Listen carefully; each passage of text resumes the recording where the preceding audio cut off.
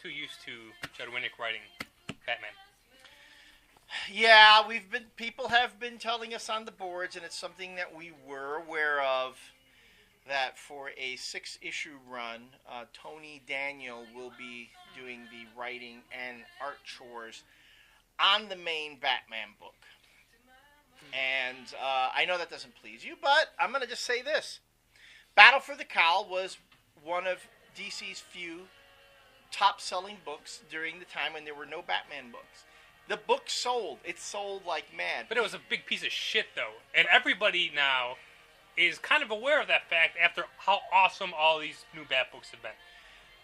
Really? I mean, honestly. Well, people who have half a brain, yeah. Yeah, I'm just saying. They just aren't, like, blindly following Batman. I think part of me is. I think part of me is saying that. I mean, I'm sorry, and I don't mean to take shots. I'm never going to take shots at our own viewers. But, I can't remember who said it, but one of our own viewers, during the whole Battle for the Cowl thing, said something to the effect, look, I know it's not that great, but at least I've got a Batman book. Right, but now... and I think that's part of it. People want their Batman, and it doesn't matter how good or how bad it is. And I think this kind of proves out here with all these friggin' Dark Avengers books. I mean, I'm sorry. With Ultimatum, people just want that property. They want that title. That's why it's selling. I mean, I know that and again, I'll acknowledge we're the minority opinion here, but Tony Daniel's Batman book sold like gangbusters. Because it was one of the only Batman books out there, period. And that's why.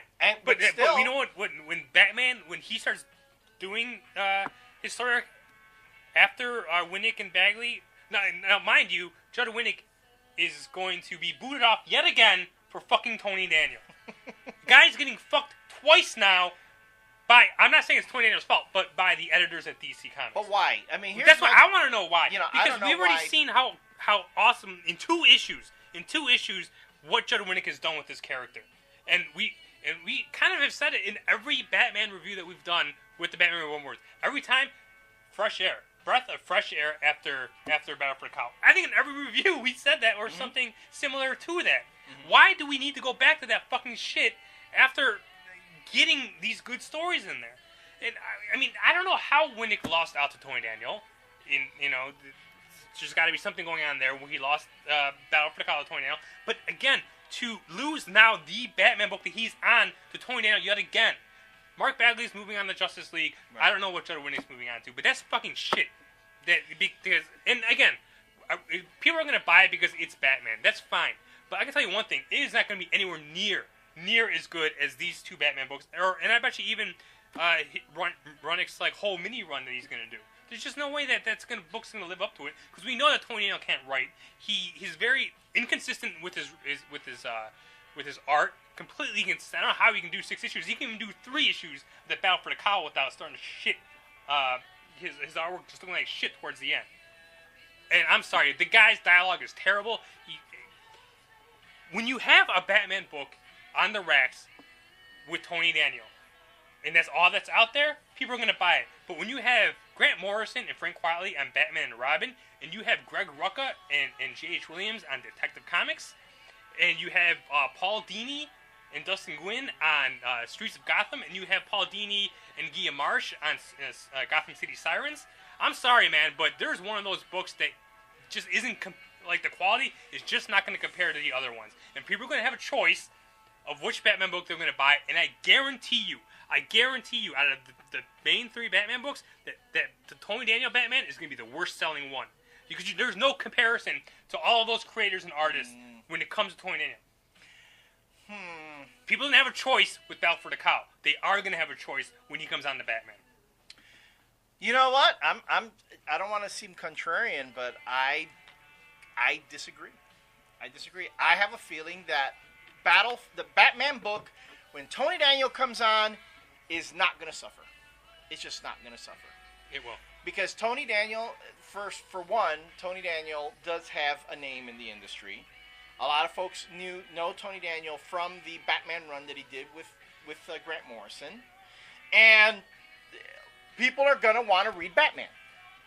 Pure and simple. But there are other books out there which are going to be better But it's the Batman book. It's going to be the book that is the Batman flagship title. It will not be the flagship title as soon as he comes on here. I guarantee you that. I guarantee you that Batman and Robin is going to turn into the flagship title by the time he gets on there, and no one's going to give a shit when he comes on. Because people are going to look at it and be like, you know what? People had to put up with Battle for the Cowl, all right? And since then, people have even come out and said that, yeah, it wasn't very good. It wasn't a cohesive story. There was just too many plot threads that were left all over the place. And I'm sorry, man, but people bought it, is what I'm saying. It was their top-selling book. It wasn't like people read the first one and said, oh, man, this book sucks. I'm not going to read as much. It wasn't like it dropped off the face of the top 10. I mean, the book sold straight through. It sold straight through. But again, it was the only main Batman book. Now you have like 5 Batman books now. Okay, but here's the thing. By your rationale, you're saying if it's crap, but you put Batman on it, it's the only Batman I can get, but it's crap, people will still buy it. Right.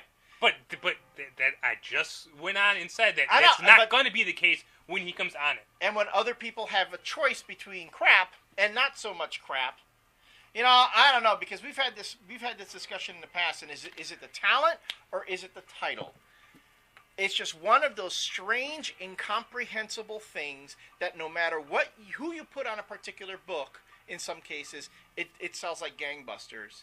And yet, in other cases, no matter who you put on a title, it won't sell at all.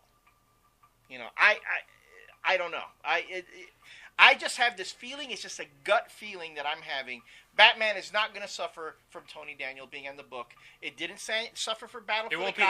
It won't be the highest ranked Batman book. But when he was on Rest in Peace, it didn't suffer there. Even though Grant Morrison himself wasn't doing his best work on that. Okay, it wasn't suffering then. Actually, it did suffer then. I don't know what you're talking about. People were buying it. I'm just saying it suffered as far as story wise, but did it suffer in sales? In the end, it comes down to sales. It comes down to sales. If the book, I'm telling you right now, if it doesn't hit a bump, if it doesn't suddenly tank because Tony Daniel's on the book, you're going to see Tony Daniel on Batman for a long time. Yeah, which is why people shouldn't buy the book. But they're going to buy the book. Well, we'll see about that. I just have a feeling they are. They're going to buy the book. I don't have a lot of faith in the comic industry and the comic fans. I think you all know that.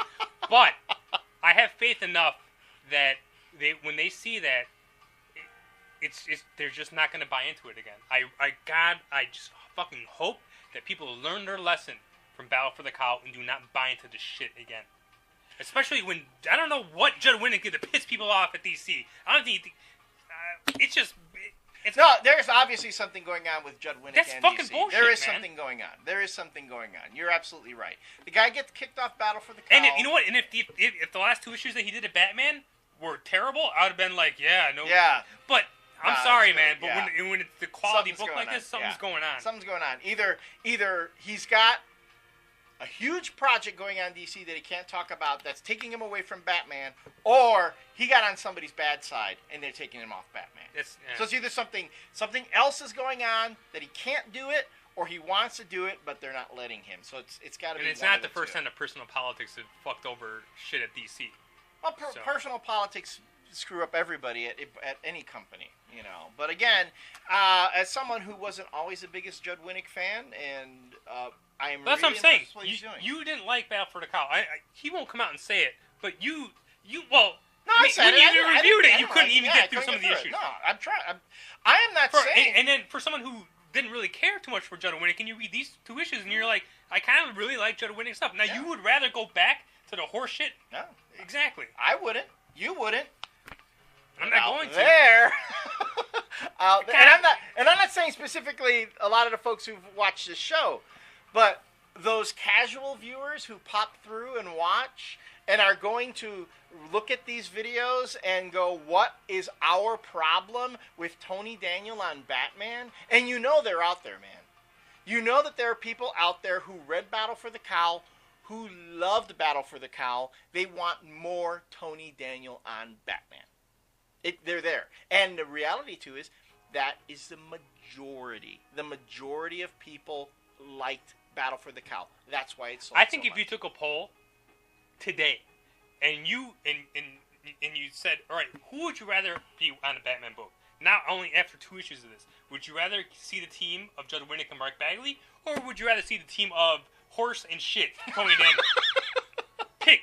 Which one would you rather do? I guarantee you, people are going to pick Winnick and Bagley. Yeah. So you're absolutely right, but.